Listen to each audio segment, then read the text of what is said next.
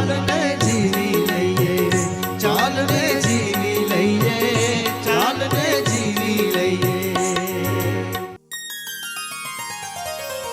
નમસ્કાર, તમે જોઈ રહ્યા છો કેબીઝેડ ફૂડ પ્રેઝન્ટ્સ ચાલને જીવી લઈએ, પાવર્ડ બાય વિજય ઇલેક્ટ્રોનિક્સ, અને હું છું યોગી. મિત્રો, अब तकનો આ કાર્યક્રમ ચાલને જીવી લઈએ, જેમાં અમે તમને અવનવા ભજનની મોજ કરાવીએ છીએ, સાથે જ લોકગીત લોક સાહિત્યની મોજ કરાવીએ છીએ.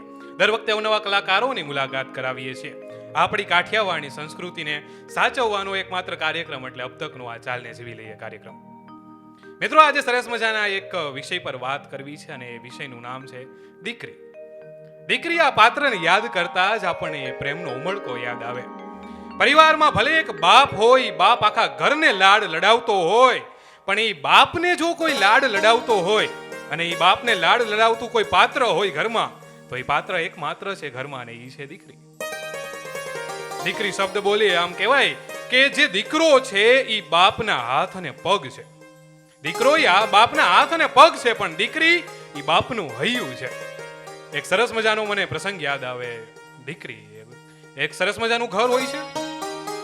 ઘરમાં પતિ પત્ની અને એની દીકરી રહેતા હોય છે. પતિને વિકલાંગતા હોય છે અને એટલે વ્હીલચેર ઉપર રહેતો હોય છે, અને એને સરસ મજાની એક દીકરી હોય છે. સરસ મજાનો એમનો સમય પણ પસાર થતો હોય છે, અને એક રાતે લાઈટ વહી જાય છે. અંધારું છવાઈ જાય છે આખા ઘરમાં, અને પછી બાપ ગોતે છે કે દીકરી ક્યાં છો, મારી વાલી ક્યાં છો, તું અહીંયા આવી જા, તારા પપ્પા અહીંયા રાહ જોવે છે. અંધારામાં એ દીકરી ખોવાઈ જાય છે, અને પપ્પા દીકરી દીકરી કરે છે. અંધારામાં દીકરી ખોવાઈ જાય છે, પણ કેવી સાચી વાત છે કે દીકરી હંમેશા પરિવારમાંથી એકવાર વિખૂટી પડી જતી હોય છે, ખોવાઈ જતી હોય છે. દીકરો તો એક ઘરને તારે છે, પણ બે ઘરને તારે ને, એ પાત્રનું નામ દીકરી. આવા સરસ મજાના દીકરી ઉપર આજે આપણે વાત કરવાની છે. દીકરી એટલે વાલનો દરિયો, તુલસીનો ક્યારો એટલે દીકરી. એના માટે આજના ચાલને જીવી લઈએ કાર્યક્રમમાં આપણી વચ્ચે ઉપસ્થિત છે કલાકાર રાજેશભાઈ મજીઠિયા. હું રાજેશભાઈને વિનંતી કરું કે આવી જ સરસ મજાની દીકરીના પ્રેમની વાત કરે, દીકરીના ત્યાગની વાત કરે ને.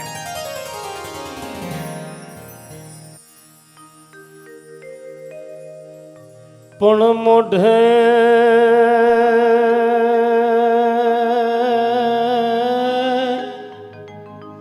હું મોઢે બોલું માં, તો મને હાચે જ નાનપણ હાંભરે.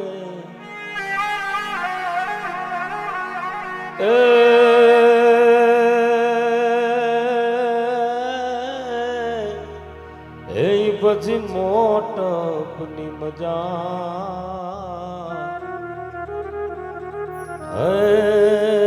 મને જોને કડવી લાગે કાગડા.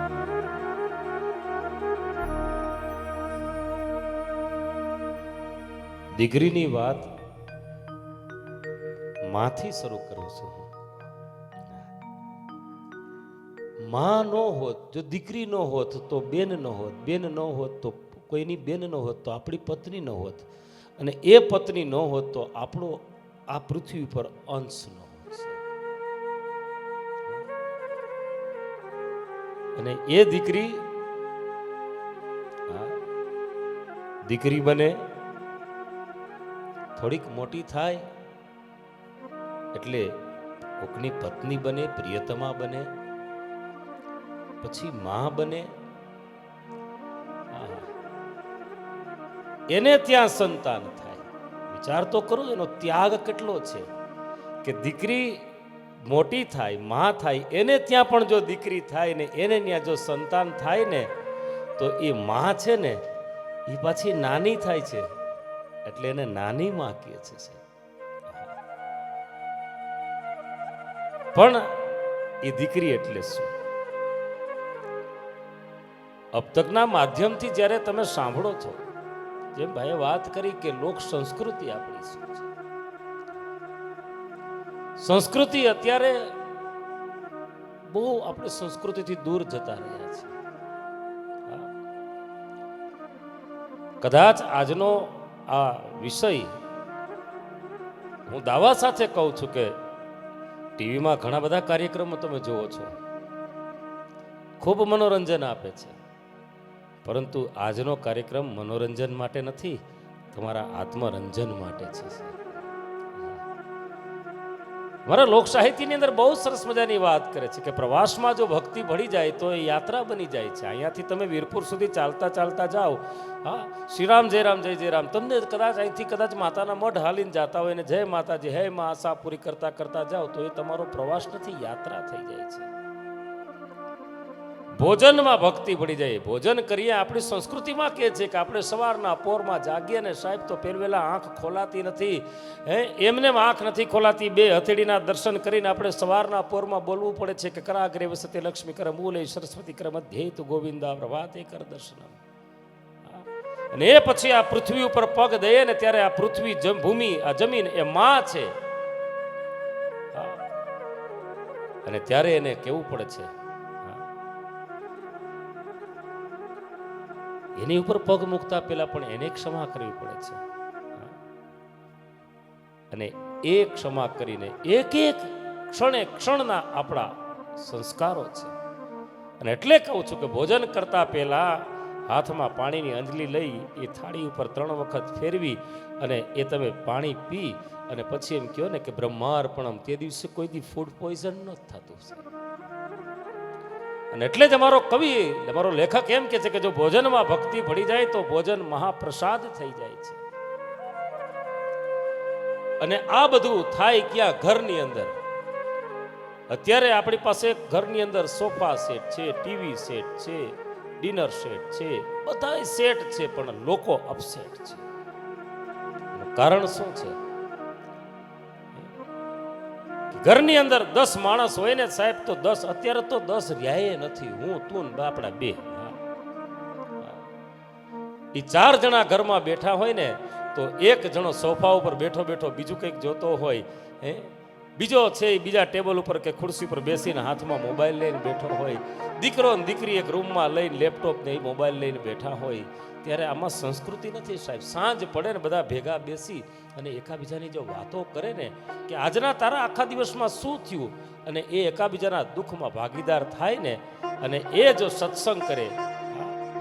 મેં મારા પરિચયની અંદર કીધું છે કે સાહેબ આ સંસ્કારો છે ને એ નાનપણથી આવે છે. પરિવારમાં એક એવો નિયમ કરો કે સાહેબ સાંજે સંધ્યા આરતી કરીને ભલે કદાચ તમે મોડા વેલા આવતા હોય, પણ સાથે બેસી અને કંઈ ન કરો ને સાહેબ, ભજન કરવાની જરૂર નથી, પણ એકાબીજાને જો તમે ભાવથી બોલાવો ને તો એ ઘર ઘર નથી, એ મંદિર થઈ જાય છે. આજ અબતકના માધ્યમથી તમે ઘણા કાર્યક્રમો નિહાળો છો, પણ જ્યારે આવા પ્રોગ્રામની અંદર કંઈક આવી વાત ભળી જાય ને ત્યારે પ્રોગ્રામ માત્ર ને માત્ર મનોરંજનનો નહીં પણ આત્મરંજનનો થઈ જાય છે. અને આજ આત્મરંજન કરવા જ્યારે આપણે અબતકના માધ્યમથી બેઠા છીએ, અત્યારનો સમય, અત્યારના લોકો દુશ્મન છે કેના? સૌ પ્રથમ જો દુશ્મન હોય ને તો કરુણા સાથે કહું છું કે દીકરીના દુશ્મન છે.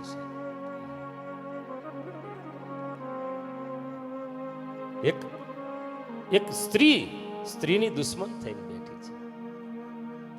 દીકરાને પરણાવે, ઘરમાં ગ્રહ લક્ષ્મી આવે, અને એ દીકરાને ત્યાં સારા દિવસો આવે ને ત્યારે હર કોઈ સાસુની એક તમન્ના હોય છે કે મારા દીકરાને ઘરે પેલે ખોડે તો દીકરો આવવો જોઈએ. કેવો સમય અત્યારે આવી ગયો છે. અબતકના માધ્યમથી તમે નિહાળો છો, આવા મનોરંજન તો નિહાળો છો, સાથે એવા સ્ટ્રિંગ ઓપરેશન પણ તમે નિહાળો છો કે કેટલા ડોક્ટરો આવા પરીક્ષણ કરી અને કહી દે છે કે પેટમાં દીકરી છે, દીકરો નથી. અને ત્યારે એ હળવેકથી એક સ્ત્રી, એ સ્ત્રીની દુશ્મન થઈને હળવેકથી ડોક્ટરને લાલચ આપે છે કે સાહેબ આ સંતાન ન જોતું હોય તો પકડાય છે ઘણા બધા. અને અબતકના માધ્યમથી કહું છું કે આવું કરતા હોય તો ચેતી જાજો, કારણ કે આજ સુધી હાયલું છે પણ અબ નહીં ચલેગા, કારણ કે અબ તક તમારી વચ્ચે છે, મૂકશે નહીં. પણ એ સમયે સાહેબ એ એક બેડ ઉપર એક સ્ત્રી સૂતી છે, એની ઉપર ઓલો ડૉક્ટર માઉસ ફેરવતા ફેરવતા એમ કહે છે કે આની અંદર તો એક દીકરી છે. અને ત્યારે એક સ્ત્રી એમ કહે છે કે એ નથી જોતું. ત્યારે અંદરથી એક બાળકીનો અવાજ આવે છે. સાહેબ, આહા, વિચાર તો કરો, વાત કરીએ તો રૂવાડા ઊભા થઈ જાય. એ દીકરી માને એમ કે છે કે હે માં, તું મને જન્મ લેવા દે. આહા, હું તારો ઉપવન બની જઈશ સાહેબ. અને ત્યારે મને કહેતા આનંદ એ થાય છે સાહેબ, અબતકના માધ્યમથી જો તમને સાચી માહિતી ન આપીએ ને તો આ ચેનલ બંધ કરી દેવી અમારે. ભારતનું જેને રત્ન કહી શકાય, હિન્દુ શાસ્ત્રનું જેને રક્ષણ કરે છે એવા સાધ્વી ઋતુંબરાજી, એમનું વાત્સલ્ય ગ્રામ, અને એના માટે જ્યારે મેં એક કાર્યક્રમ લંડન ખાતે કર્યો ત્યારે એમણે મને એક લખેલી રચના મને યાદ આવે છે. બાળકી અંદરથી માને કે છે, શું કે છે કે માં તુમ્હારે આંગન કી मैं लता हूँ, माँ तुम्हारे आंगन की मैं लता हूँ, मुझे अंकुरित हो जाने दो, तेरा उपवन बन जाऊंगी, माँ तुम्हारे आंगन की मैं लता हूँ, माँ तुम्हारे आंगन की मैं लता हूँ.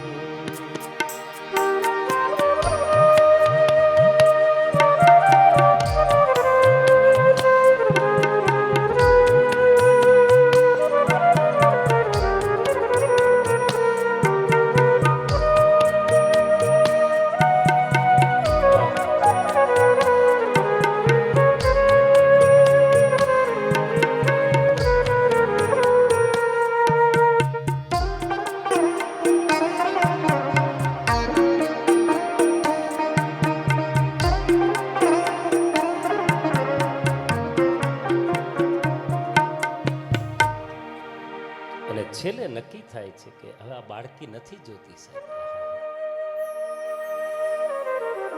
જેમ ભાઈએ વાત કરી કે દીકરી તો બે ઘર દીવા કરે સાહેબ, એક ઘરમાં દીવો કરે એ દીકરો, પણ બે ઘર દીવા કરે એ દીકરી.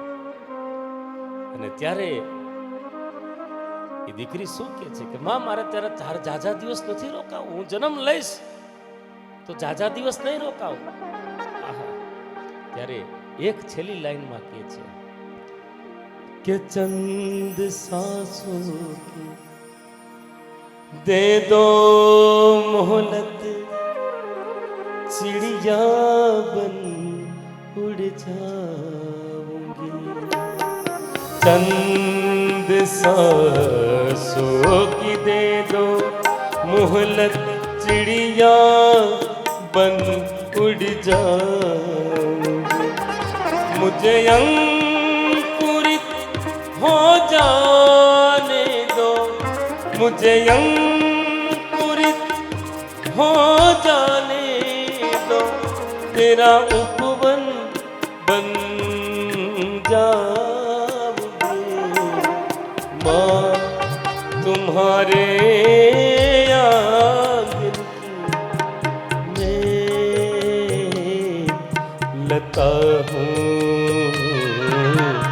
माँ तुम्हारे आंगन की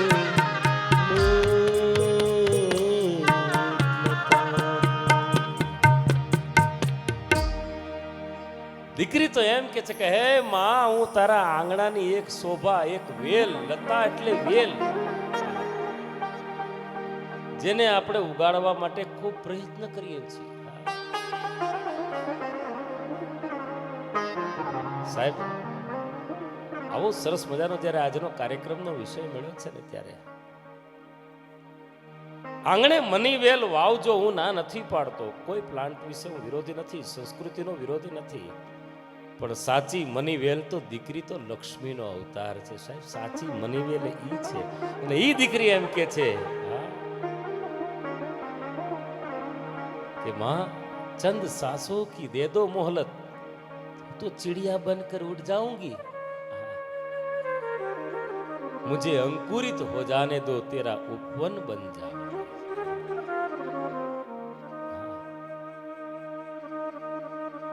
દીકરી એટલે શું સાહેબ?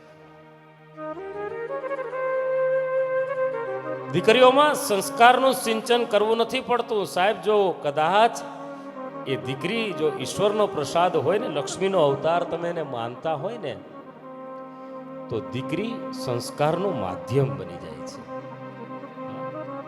આપણા લોક સાહિત્યની અંદર વાત કરે છે એક નગરની અંદર એક રાજાએ એવો નિયમ કર્યો હતો કે કોઈ રાજ દરબાર પાસેથી નીકળે ને જો ખોખારો ખાય એવો કોઈ મર્દ માણસ જો પેદા થાય મારા રાજમાં તો એને એક સોનાની એક મોર રોજ આપો. અને એક એવો ગામની અંદર ભાઈ માણસ કેવાય કે છે રોજ રાજ દરબારમાંથી નીકળે, દરબારગઢ પાસેથી નીકળે અને હા એમ કરીને ખોખારો મારે અને ખોખારો મારતો જાય ને તરત દીવાન બેઠો હોય. રાજાનો હુકમ હતો કોઈ ખોખારો મારે જો મર્દ માણસ મારી સામે તો એને એક હોના મોર દઈ દેવી. હોના મોર ખિસ્સામાં નાખીને ભૂલો જાય. પણ એક દિવસ એવો આવ્યો કે રાજા એની રાહ જોઈને બેઠા છે કે હજી કેમ આ મર્દ માણસ ન નીકળે. એ દિવસ તો વયો ગયો.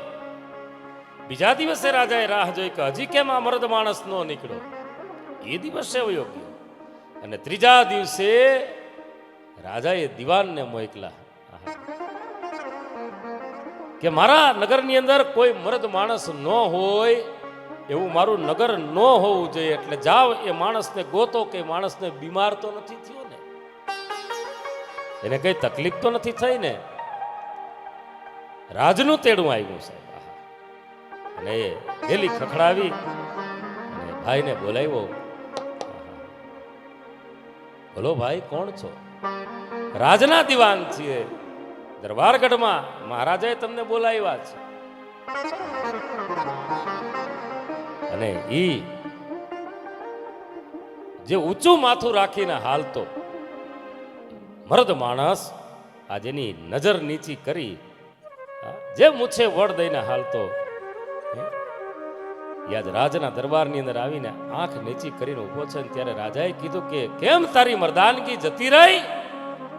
રોજ અહીંથી નીકળતો તો ખોખારો ખાઈને એક હોના મોહર લઈ જતો તો,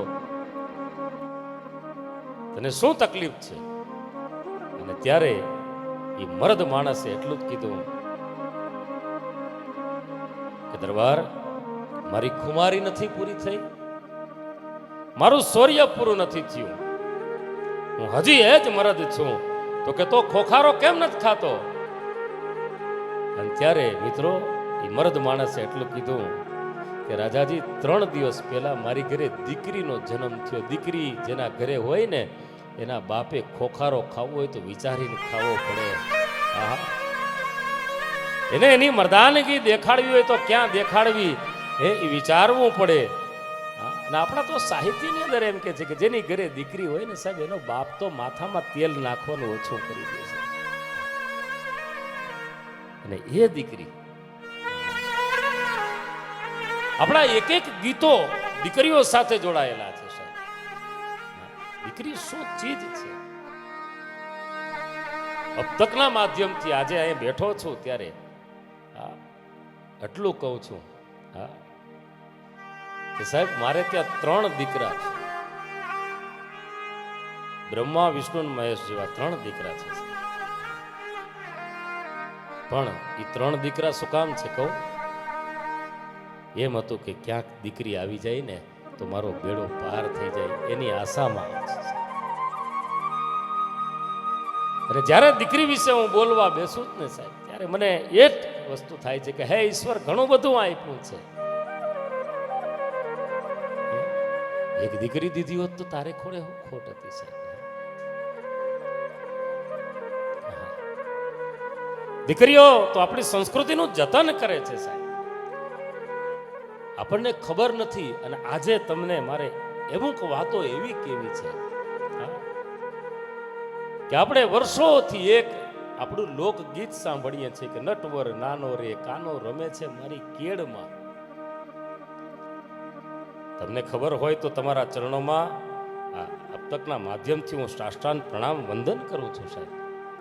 પણ સાહેબ આ ગીત અત્યારે જેમ આ કોરોના છે એ તો કંઈ નથી. વર્ષો પહેલા પ્લેગ આપણે જોઈ લીધો સુરતમાં, પણ એને પહેલા એને પ્લેગને મરકી કહેતા. અને એ મોરબીના બાજુનું એક ગામડું ગામ, અને એ ગામ ઉપર એ રોગે જાણે એમ કહેવાય કે હુમલો કર્યો. જેમ પાનખરની ઋતુ હોય અને ઝાડવામાંથી જેમ પાંદડા ખરતા જાય એમ ડેલીએ ડેલીએ ડેલીએ માણસ મરતા જાય. અને તેથી એક 6-7 મહિનાનું છોકરું લઈને માં ખોળામાં લઈને બેઠી છે. અને ત્યારે 2 ચોટલા વારીને એક ફરાક પહેરીને હળી કાઢથી કુગાડા પગે એક દીકરી ત્યાંથી જાય છે. 5-6 વર્ષની જેની ઉંમર છે સાહેબ. અને તેથી એ ડેલીના ઉંબરામાં બેઠા બેઠા એ રોગના ભરડામાં હમણાં જીવ જાહે હમણાં જીવ જાહે. પણ ખોળામાં બેઠેલા દીકરા ઉપર મમતા હતી સાહેબ. એ દીકરીને બોલાવી કે હે બેટા ક્યાં જાસ? તો બાજુના ગામમાં મારા મામાને ઘેર જાઉં છું. તો કે તને રોગ નથી? તો કે ના. એક કામ કરીશ બેટા, બોલો ને માં, મારા દીકરાને લેતી જઈશ, એને રોગ નથી. હા માં લાવો. વિચાર કરો 6 વર્ષની દીકરી, આહા, ને 6 વર્ષની દીકરીએ એ માના ખોડામાંથી એનો મારી જાય એનો વાલનો દીકરો સાહેબ એ હતો. એને આમ ઉપાડીને આમ હૃદય સરખો ચાપીને એ હજી તો દોટ મૂકવા જાય પેલા કીધું કે હે બેટા 1 મિનિટ ઊભી રહેતો. આહા, તારી ઉંમર કેટલી? તો કે માં મારી ઉંમર 6 વર્ષ. એ સમયની આ વાત છે કે ત્યારે 10 વર્ષે તો લગ્ન થઈ જતા છે. હે બેટા લાય મારા દીકરાને, લાય લાય પાછો લાય. પણ હું લેતી જાઉં તો કે 2-4 વર્ષમાં તો તારા લગ્ન થઈ જાય, પછી આ નોંધારો ક્યાં રહેશે?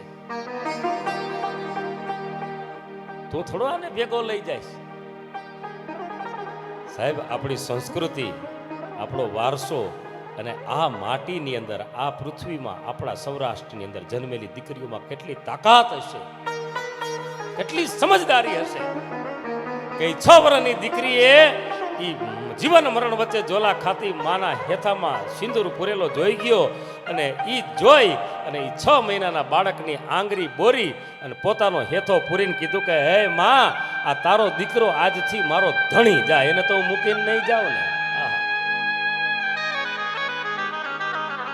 અને ત્યારે ઈ માનો જીવ ત્યાં જાય છે. દીકરી દોટ મૂકીને મામાને ઘેર વહી જાય,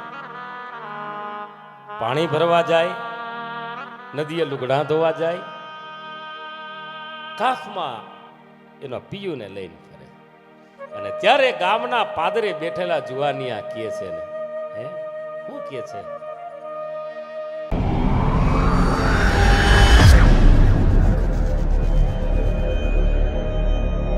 सॉल्व करना है 20 सेकंड में। मैडम इतना जल्दी कैसे होगा? तो सीखो वरना उस जैसे बन जाओगे होपलेस। तुम इतने इंटेलिजेंट हो तो कॉम्पिटिटिव एग्जाम क्यों नहीं देते? जब क्वालिटी हो साथ तो कंपटीशन क्यों? કેવીઝ નમકીન એન્ડ વેફર્સ. મૂંઝવણ નહીં, મોજ મળે રેન્જ ની, કેમ કે ઇલેક્ટ્રોનિક્સ ની પૂરી રેન્જ તો માત્ર વિજયમાં જ. ધ બેસ્ટ શોરૂમ એટલે જ્યાં મળે રેન્જ પૂરી. વિજય ઇલેક્ટ્રોનિક્સ, ઇમ્પિરિયલ હાઇટ્સ અને સર્વેશ્વર ચોક.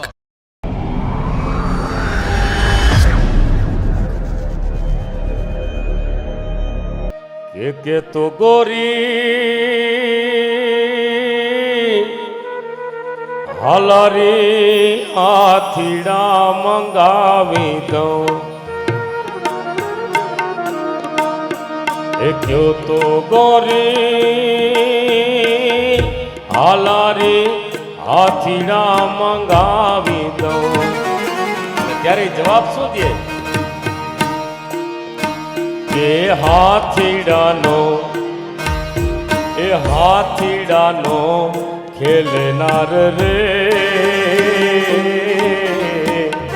કાનો રમે છે મારી કેળમાં એ નટવર નાનો રે કાનો રમે છે મારી કેળમાં નટવર નાનો કાનો રમે છે મારી કેળમાં ઈ ગામના જુવાનિયા પ્રલોભન આપે છે કેટલી સરસ મજાની તું રૂપાડી છો કે તો તને હાલારથી હાથીડા મંગાવી દઉં ઘોઘાના ઘોડલા મંગાવી દઉં ત્યારે એમ કે છે કે ઘોડલાનો ખેલનાર હાથીડાનો બેસનાર એ કાનો રમે છે મારી કેળમાં. સાહેબ આ વાત એક દીકરી જ કહી શકે અને એ દીકરી એટલે જેના ઘરમાં દીકરી હશે. સાહેબ આજનો કાર્યક્રમ તમે જ્યારે માણી રહ્યા છો અબતકના માધ્યમથી તમે કદાચ તમારી ઘરે આવશો ને તો આ કાર્યક્રમ જોઈને તમે પરીક્ષા કરજો કે પહેલ વેલો તમારો પાણીનો ગ્લાસ તમારી દીકરી લઈને આવશે.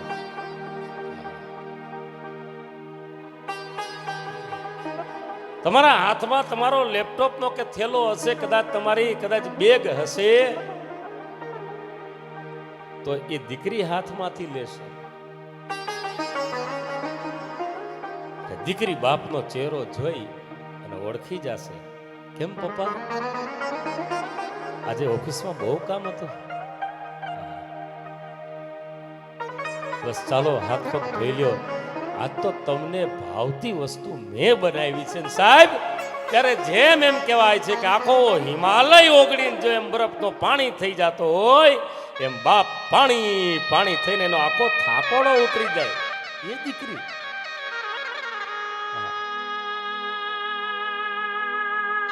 સંસ્કારોનું એમ કહેવાય કે જેને યુનિવર્સિટી કહી શકાય એ દીકરી છે. દ્રષ્ટિ આપણી બદલાણી છે અત્યારે.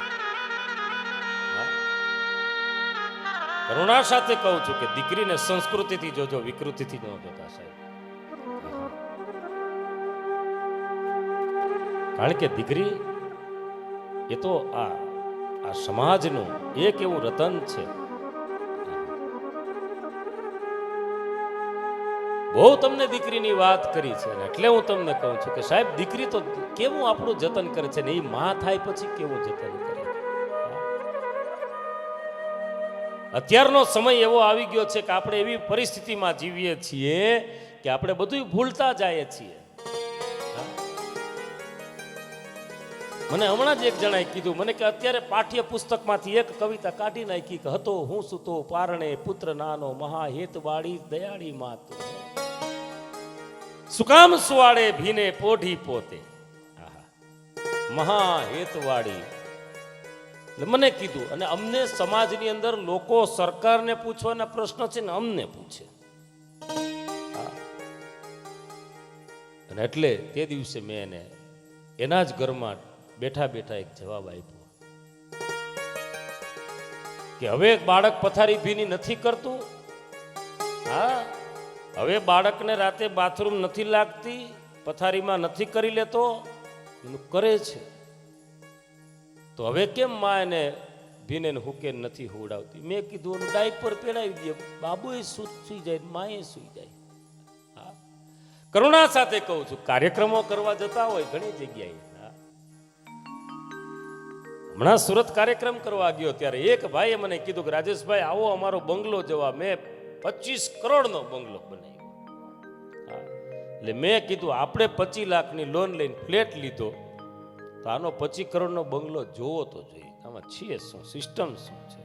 આમાં કેવા માણસો રહે છે હા? અને ત્યારે હું ગયો આખા ઘરની અંદર, અરે આવકારો દેવા માટે માણસો, બોલો હા. જેમ તમે મારી આગલી સિટિંગમાં સાંભળ્યું ને કે હજી તારા આંગણિયા પૂછી કોઈ આવે એને આવકારો મીઠો આપજો. આવકારો દેવા માટે માણસો, અંદર ગયો તો પાણી દેવા માટે માણસો, હા, ચા દેવા માટે માણસો. પછી મેં કીધું કે આવ્યો છું તો તમારો બંગલો તો જોઈ જાઓ. મને કે હાલો બતાવું. હા. એવો સરસ મજાનો બંગલો, એમ થાય કે એમાં પગથિયે પગથિયે દીવો કરતો જાય ને પગે લાગતો જાય, એવા તો ઘરના પગથિયા બોલે. ઘરમાં ને ઘરમાં બધી વસ્તુઓ, પણ ક્યાંય બાળકનો મને અવાજ ન સંભળાણો. એટલે મેં કીધું આવું સરસ મજાનો મહેલ જેવું મકાન, અને એમાં મારો ક્યાંય ઠાકોરજી, ક્યાંય મારી લક્ષ્મી, જ્યાં મારી જગદંબા કેમ નહીં હોય. પણ એક ખૂણામાં મેં ઘોડિયું જોઈ ગયો. એટલે મેં કીધું ઘોડિયા ઉપર તો કયા ભાઈ તો ન હિચકતા હોય, હિચકે હિચકે. ઘોડિયું છે એટલે નક્કી આમાં ક્યાંક બાળક તો હશે. અને મેં જોયું તો એમાંથી બે પાછા ઇલેક્ટ્રિકના પ્લગ જતા હતા. એટલે મેં કીધું ઘોડિયામાંથી ઇલેક્ટ્રિકના પ્લગ. એટલે આપણને પહેલેથી ટેવ કે કોઈ પણ વસ્તુ જાણી લેવી. એટલે મેં હળવેકથી એક બટન દબાવ્યું તો ઘોડિયું હાલવા માંડ્યું ઓટોમેટિક. આહા. એટલે મેં કીધું એકે દબાવ્યું બીજું હું વાંધો, એટલે બીજું આમ કરીને આમ દબાવ્યું. ત્યાં તો ઉપર નાનકડું સ્પીકર હતું, એમાંથી વાગવા માંડ્યું મ્યુઝિક. ત્યાં તો રૂમમાંથી એક બેન આવ્યા, આહા, મખમલ જેવા ચંપલ પહેર્યા હતા. એનો મને કે એ અમે ચાઇના ગયા હતા ને ત્યાંથી લઈ આવ્યા. મેં કીધું વાહ. મેં તો આવું ઘોડિયું કેમ? મને કે ટાઈમ ન હોય ને તો બે સ્વિચ ચાલુ કરી દે ને તો અમારી દીકરી છે ને એ સૂઈ જાય, મારો દીકરો છે એ સૂઈ જાય. બહુ સરસ છે. અને ત્યારે સાહેબ જ્યારે અબતકના માધ્યમથી જ્યારે આજે આત્મરંજન કરવા બેઠા છે ત્યારે કહું છું કે કલાકાર તરીકેના 25 કરોડના બંગલામાં ઊભા રહીને બેનને એટલું કીધું હતું કે બેન કોક દીક આને હિચકાવી અને હાલડા ગાજે, નહીતર તું મરી જઈશ ને તેદી નહીં રોવે, લાઈટ જાહે ને તેદી રડશે.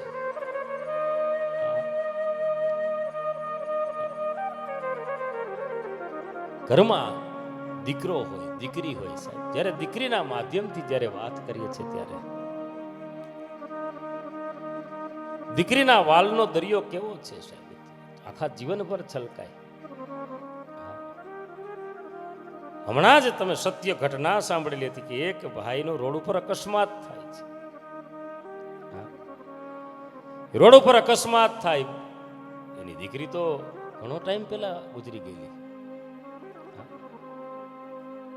પણ એ કણસતો બાપ રોડ ઉપર પડ્યો છે. જીવ તો બચે એમ નથી, બસ કદાચ 2 બૂંદ પાણીમાં વયો જાય ને તો અવગતે ન જાય. અને એ સમયે વાત કહેતા વાર લાગે પણ એ વર્ષો પહેલા સ્વધામ પધારેલી દીકરી ત્યાં આવી અને બાપને એ ટીપું પાણી પાય. રોડ ઉપર જેટલા વાહનો નીકળે ને ઊંચા હાથ કરે ને એમાંથી કોક માણસ એ ગાડી ઊભી રાખી અને એ દીકરી આગળ બેઠી, બાપને વાહની સીટમાં એનું બોડી રાખ્યું છે. અને એ જે ઘરમાં રહેતી હતી, જે બાપ જ્યાં રહેતો હતો ત્યાં એ શરીર મૂકી અને અંદર ગઈ. ઓલા ભાઈને એમ થયું કે એટલે સુધી સેવા કરવા આવ્યો છું તો આડોશી પાડોશીને કહી દઉં દીકરી બાપનું સબ લઈને અંદર બેઠી છે.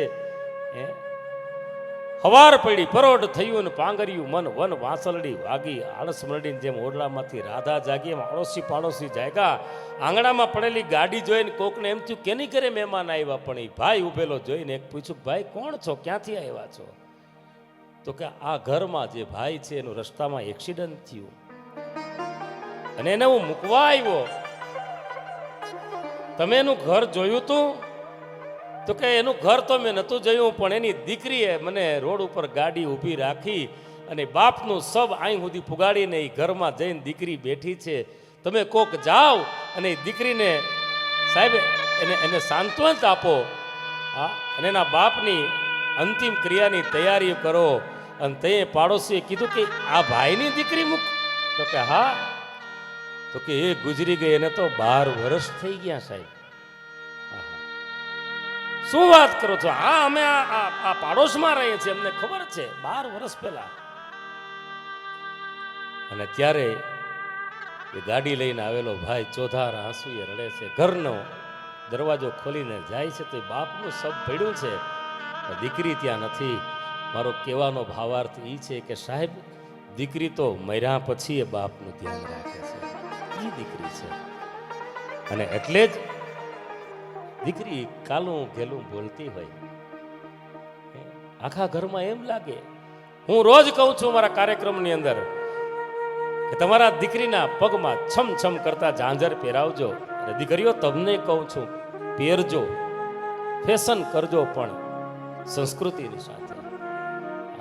એ પગમાં છમછમ કરતા અવાજ હોય ને, જેના ઘરની અંદર સાહેબ ત્યાં કોઈ સંગીતના સુરોની જરૂર નથી પડતી, સાથે સુર એ ઝાંઝરમાંથી રેલાય છે. અને દીકરીને જેમ મેં કીધું ને, દીકરી તો જેમ ભાઈએ વાત કરી કે દીકરી એ તો અજવાળું છે. અને દીકરી જો ન હોય ને તો અંધારું છે. અને એટલે જ કહે છે કે દીકરી મારી લડકે ભાઈ લક્ષ્મીનો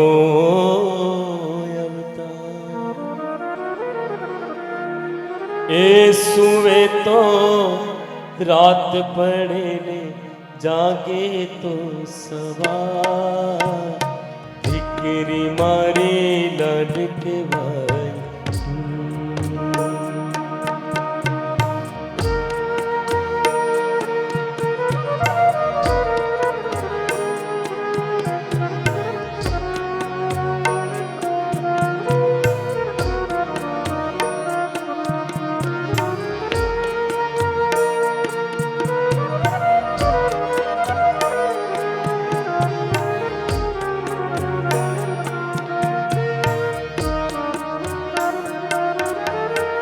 દીકરી તારા વાલનો દરિયો જીવન ભર પામતા જીવન માત પિતાનું ધન્ય થઈ જા.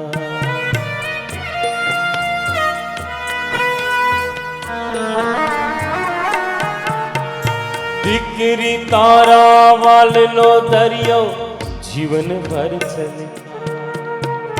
પામતા જીવન માત પિતાનો ધન્ય થઈ જા.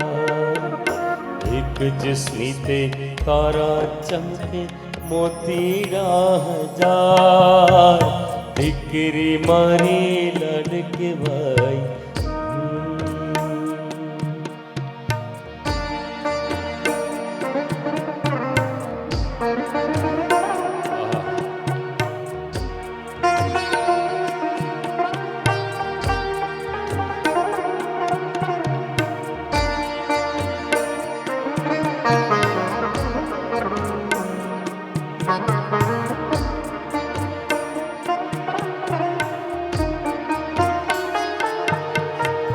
કાલી ખેલી વાતોથી ઘર ઘૂઘરો થઈ પાપા પગલી ચલાવતા બાપનું હૈયું ચૂમે.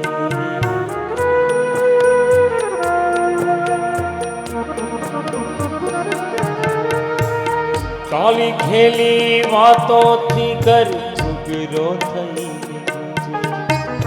પાપા પગલી ચલાવતા બાપનું હૈયું ચૂમે.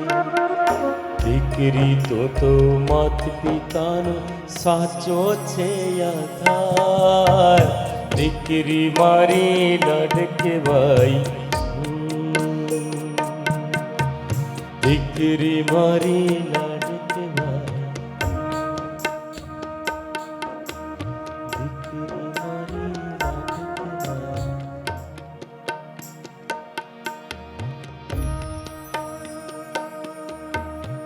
સરસ મજાની આ દીકરીની આજે આપણે વાત સાંભળી. દીકરી વિદાયનો એક કરુણ પ્રસંગ જ્યારે થતો હોય, કન્યાની વિદાય થતી હોય, બાપના ઘરેથી દીકરી વિદાય લેતી હોય, ત્યારે બાપની આંખમાં બે આંખો ભીની તો હોય, પણ બાપની એક આંખમાં છે ને એ ખુશીના આંસુ હોય, તો બીજી આંખમાં દુઃખના આંસુ હોય.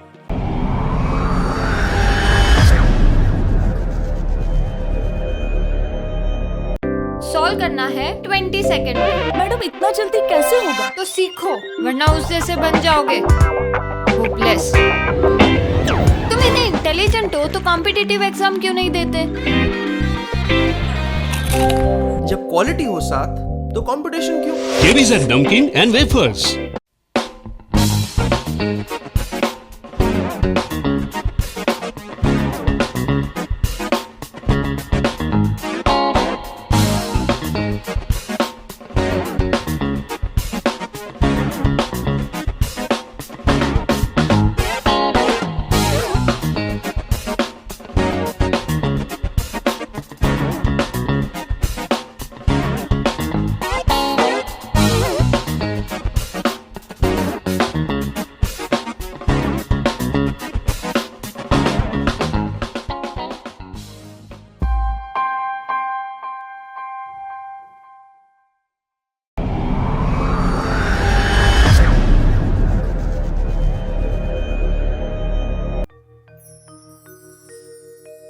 અને એ લક્ષ્મીનો અવતાર. દીકરી તું તો માત પિતાનો સાચો છે આધાર. જીવનની અંદર ઘણા બધા પ્રસંગો એવા હોય છે કે જે સત્ય હોય,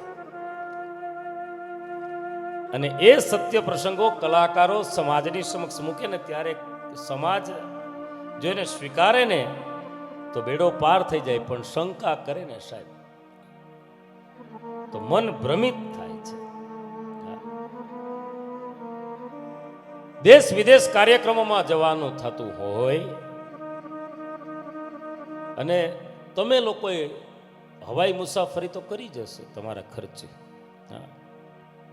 તમને ખબર છે કે સાહેબ કલાક 2 કલાકની મુસાફરી તો ઠીક છે કે આપણે કરી લઈએ, પણ ઘણી વખત અમે પ્રવાસમાં જતા હોઈએ 8-8, 12-12, 15-15, 16-16 કલાક સુધી એમ થાય કે હવે તો નીચે ઉતરીએ તો હારું. અને એ હવાઈ સફરની તમને એક વાત કરું છું કે પ્લેન એ હવામાં ઉડે, ક્યારેક એરક્રાફ્ટ થાય, અને ત્યારે કેવી પરિસ્થિતિ થાય જેને ભોગવી હોય ને એને ખબર હોય કે જેમ તમે હાઈવે ઉપર જતા હોય ને તમારું વાહન રફ રસ્તામાં ઉતરી જાય ને કેવું પછડાય, એવું આખું પ્લેન પછડાતું હોય. પાયલોટે જાહેરાત કરી દીધી કે તમે બધા હવે બેલ્ટ પહેરી લ્યો, તમે તમારા લાઈફ જેકેટ પહેરી લ્યો, ગમે ત્યારે હું આ પ્લેનને દરિયામાં ઉતારી દઈશ. અને લોકો જેટલા મુસાફરો હતા એ બધા પોતાના ઈષ્ટદેવને યાદ કરે છે કે હે ભગવાન, હે મા જગદંબા, બસ આમાંથી ઉગારી લેજે.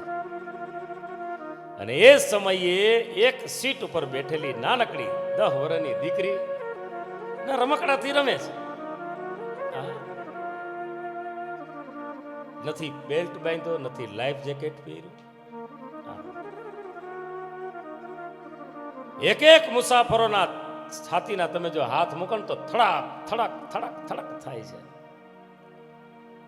મુસાફરોની ક્યાં વાત કરો, એના સ્ટાફ છે એ પણ ચિંતામાં બેઠો છે. પણ કાબેલ પાયલોટે 20 મિનિટ પછી એનાઉન્સમેન્ટ કર્યું કે થેન્ક્સ ગોડ, આપણે ભગવાનનો પાડ માનીએ કે હવે આપણે ખરાબ મોસમમાંથી બહાર નીકળી ગયા છે, તમે તમારી રીતે હવે બેસી શકો છો. લોકોએ તાળીઓથી પાયલોટને વધાવ્યો, પણ એક જે સીટમાં નાનકડી દીકરી બેઠી હતી, રમકડાથી રમતી હતી, એને એક માણસે કીધું કે બેટા આ એનાઉન્સમેન્ટ થયું તને ન સંભળાણું? તો કે સંભળાણું ને. તું સમજી નથી? તો કે સમજીતી ને. તને ખબર નથી અડધી કલાક ત્યાં કેવી મુશ્કેલીમાંથી આપણે બહાર નીકળ્યા? મને ખબર છે ને. બેટા તને બીક ન લાગી? તો કે ના. અરે આ પ્લેનના તમામ મુસાફરો, આનો સ્ટાફ, આ બધોય છાતી થડક થડક થતી હતી, અને તને બીક કેમ નથી લાગતી? અને ત્યારે દીકરીએ જવાબ આપ્યો કે બીક તો મને લાગે, એનાઉન્સમેન્ટ તો મને સમજાણું હતું, પણ આજ તમને કહું, જે પ્લેનનો પાયલોટ છે ને એ મારો બાપ છે. જ્યાં સુધી મારો બાપના હાથમાં કમાન હોય ને ત્યાં સુધી મારી એમ કહેવાય કે મારું આમ એક રૂવાડું ન ફરકે, આટલો વિશ્વાસ દીકરીને બાપ ઉપર હોય છે સાહેબ. અને એટલે તો દીકરીને બાપના કાળજાનો કટકો કહે છે સાહેબ. હું રોજ કાર્યક્રમોમાં કહું છું કે તમારી ઘરે કદાચ ઉડતું ઉડતું કોઈ ચકલું આવે અને એને નાખવાનો એક ચોખાનો દાણો ન હોય ને તો તમારે ગરીબ ન સમજવું જેની ઘરે દીકરી હોય છે. એક દિવસ વિષ્ણુ સ્વરૂપા વરાજા એને દાનમાં લેવા આવશે અને જે દાન દે ને સાહેબ, તમે કદાચ કરોડોનું દાન દઈ દો તો તમારું માત્ર ને માત્ર પૃથ્વી ઉપર નામ રહે છે. પણ એક દીકરીનું દાન દે ને એનું તો વૈકુંઠના નાથના દરબારમાં નામ લખાય છે સાહેબ. અને એટલે તો જ્યારે દીકરીઓના દાન દેવાતા હોય ને ત્યારે સંતો મહંતો ત્યાં હાજરી આપે છે. આ તો આપણી દ્રષ્ટિ નથી એટલી ઊંડી, પણ જો કદાચ તમે બ્રહ્માંડમાં નજર નાખીને જો તમે આંખ બંધ કરીને જોવો ને તો સાહેબ એ તમામ 33 કોટી દેવતા છે ને જ્યાં દીકરીનું દાન દેવાતું હોય ને ત્યાં હાજરી આપે, કારણ કે મહાદાનના યશ ભાગી બને છે. રોજ કાર્યક્રમોની અંદર હું કહું છું અને ઘણા કહે છે કે રોજ તમે આ લગ્ન ગીતોના પ્રોગ્રામ કરો, તમને કંટાળો નથી આવતો? એક ને એક ગીત રોજ ગાવ છો. ત્યારે હું એટલું 100% કહું છું કે ભલે અમારો વ્યવસાય છે, અમને આનંદ ઈ થાય છે કે રોજ એક દીકરીનું દાન દેવાય ને ત્યાં અમારી હાજરી હોય છે સાહેબ. આજે 50 વર્ષની ઉંમરની અંદર મેં કેટલી દીકરીઓના દાનનો હું ભાગીદાર થયો છે, એટલે અહીંયા બેઠો છું. એના આશીર્વાદ છે. જીવનભર જે કદાચ એ દાદાને બાપને આખા ઘરને સલાહ દેતી હોય, પણ એ દીકરી જ્યારે વડાવવાનો સમય આવે ને ત્યારે બાપ છે એ ભાંગીને ભૂકો થઈ જાય. દીકરી તો દાદાને સલાહ દેતી હોય, માગતી હોય સાહેબ. જેના ઘરમાં દીકરી હશે ને જેનો દાદો જીવતો હશે એને એને એને આ વસ્તુ અત્યારે રિયલાઇઝ થતી હશે કે બાપ ના પાડે ને કદાચ કોઈક વસ્તુની તો એ છાનામાના દાદા લઈ આવીને દે. પણ એ જ્યારે વડાવવાનો સમય આવે, આખા પરિવારને ભેટે પછી દીકરી ત્યારે દાદાને બત ભરે ને ત્યારે દાદા એમ કે બેટા હવે તારે કઈ જોઈએ જ? ત્યારે આપણા ગીતોની અંદર દીકરી શું કહે છે? હે દાદા અમને એ દેવું દેજો. બીજાના ઘરમાં દીવો કરવા જાય છે એટલે દાદાને એમ કે દાદા હવે કઈ નથી જોતું આ ઘરમાંથી, તમારે દેવું હોય ને ઈ દેજો. આહા, એ ચેટાની એ વાટે મારે હાલ રે માણા રે રામ.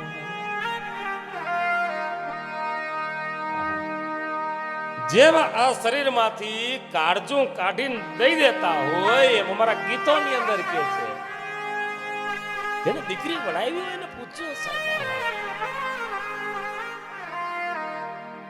સૂર્ય એટલો તપે છે ને 48 ડિગ્રી 50 ડિગ્રી, ત્યારે અમારા સાહિત્યકારો એમ કે છે કે જો સૂર્યની ઘરે એક દીકરી હોત ને તો સૂર્યનું એટલું તેજ ને એટલી ગરમી ન હોત સાહેબ.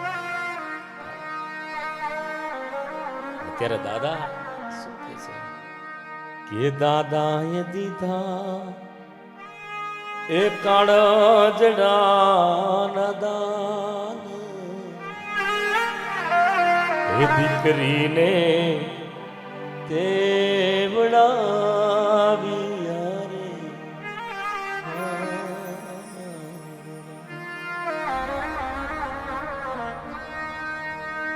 દીકરી એટલે કોણ?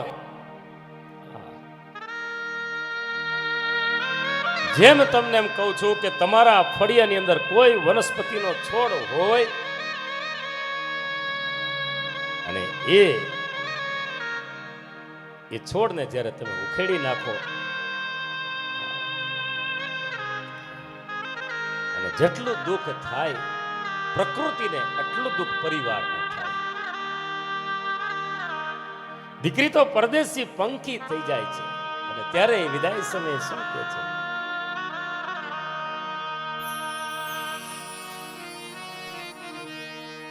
કે દાદાના આંગણામાં કોળીલ આંબાનું કુણેરું તોડ્યો રે પરદેશી પંખીના ઉડ્યા મુકામ પછી માળામાં ફરક્યું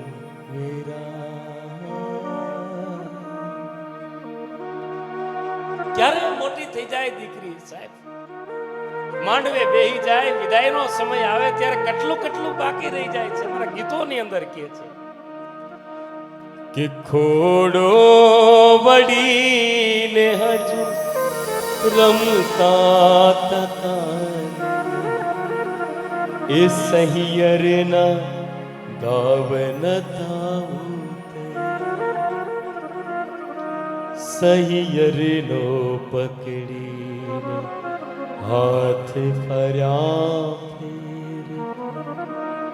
એ ફેર હજુ એ નતા ઉતરા, ફેર હજુ એ નતા.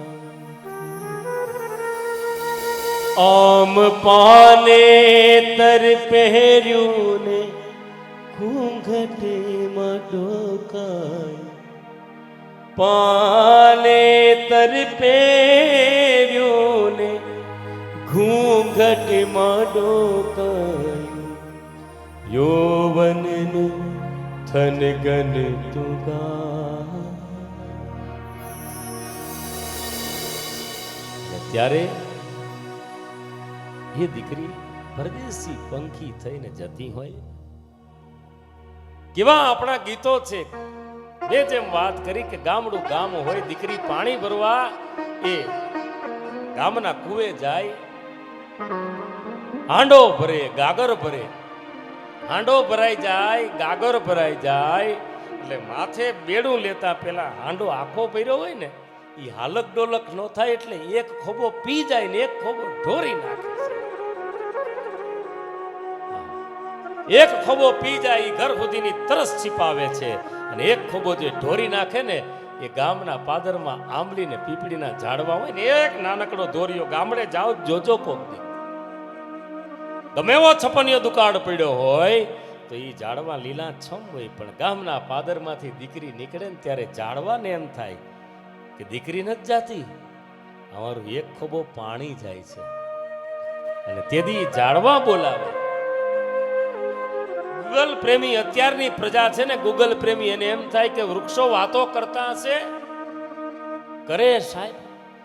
તમારા ઘરનો ડોગી જો 5 કલાક તમે બહાર ગયા હોય ને એક જો એ ડોગી વાત તમારી હારે કરતું હોય, તમારા પગના એ પેનીઓ ચાટતું હોય તો પ્રકૃતિ શું કામ વાત ન કરે?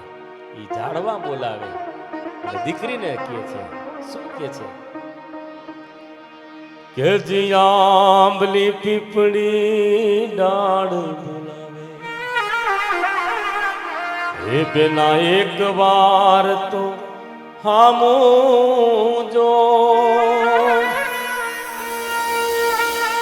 હે ધુબકા દેતી એ તુજે દરામાં યાદ યારો અણોહરો,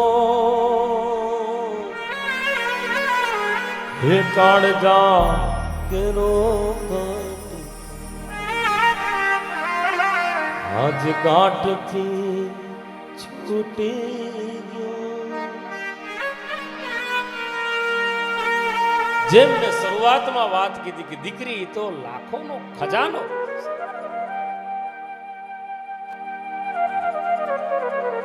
પછી કદાચ દીકરી મહેલોમાં જન્મ લે તો અને એક 10x10 ની હોયડીમાં, અરે એમ નહીં સાહેબ, રોડ ઉપર ઝૂંપડું બાંધીને રહેતો હોય ને એ દીકરી એ જ છે. કદાચ એની ભૌતિકતામાં ફેર હશે પણ એના એના પ્રેમમાં, એની હૂંફમાં ફરક નહીં હોય. અને ત્યારે કવિ દાદ બાપુ પોતે લખે, શું કે છે કે લૂંટાઈ ગયો મારો લાડ ખજાનો, કવિ દાદ હું જોતો રહ્યો, એ લૂંટાઈ ગયો મારો લાડ ખજાનો, કવિ દાદ હું જોતો રહ્યો. એ ધારથી હેઠી તું તરી બેના, જાણે મારો સૂરજ ડૂબી ગયો, અડજા હેરો